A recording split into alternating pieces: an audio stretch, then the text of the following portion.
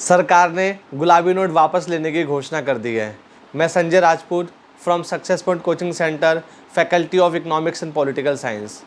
नवंबर 2016 में सरकार ने पुराने 500 और 1000 रुपये के नोट को नए 500 और 2000 रुपये के नोट के साथ में रिप्लेस किया था। आज यानी कि 19 मई 2023 को सरकार ने घोषणा करी है कि सरकार 2000 रुपये के नोट वापस लेगी। लेकिन घबराने की कोई बात नहीं है। इसके बाद भी 4 महीने तक 30 सितंबर तक 2000 रुपये का जो नोट रहेगा वो as a legal tender money perform करेगा। इसका मतलब ये है कि कोई भी उस नोट को लेने से अगर अस्वीकार करता है तो वो एक क्रिमिनल ऑफेंस रहेगा। आपको कोई भी इसके बारे में वरीड नहीं होना है।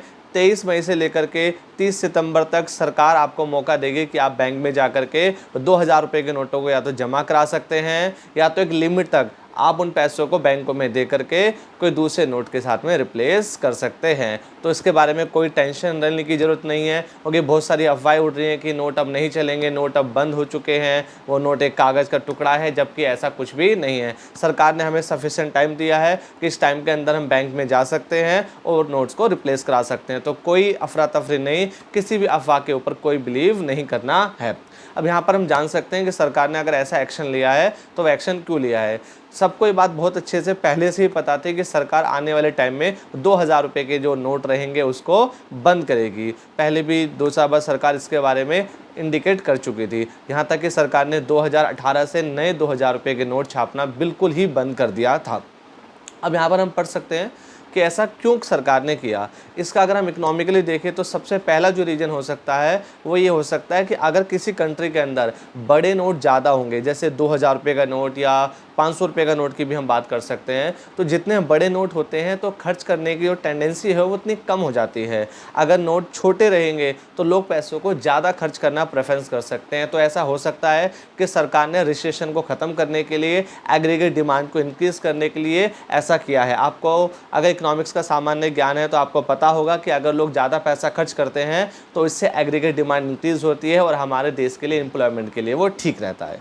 इसका एक बहुत बड़ी वजह ये भी हो सकता है कि सरकार का ये डिजिटल इंडिया की तरफ एक कदम हो सकता है कि सरकार चाह रही है कि इकोनॉमी के अंदर जो हमारी हाई मनी है, जो उस क्षमता की मुद्रा है वो कम हो और वर्चुअल मनी ज़्यादा काम करे।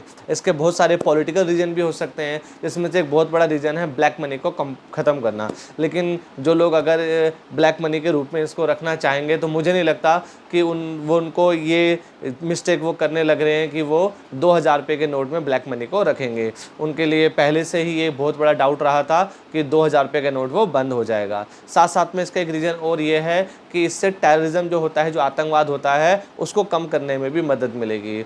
और एक बहुत बड़ा इसका पॉलिटिकल रीज़न ये भी हो सकता है कि जैसे 2016 के अंदर गवर्नमेंट ने पुराने 500 और 1000 रुपये के नोट को बंद किया था। इसका एक इम्पैक्ट पड़ा था 2017 के उत्तर प्रदेश के इलेक्शंस पे, जिसमें जो विपक्ष पॉलिटिकल पार्टीज होती हैं उनके पास पैसा नहीं बचा, क्योंकि इलेक्शन में खर्च करने के लिए ब्लैक मनी बहुत ज़्यादा यूज की जाती है।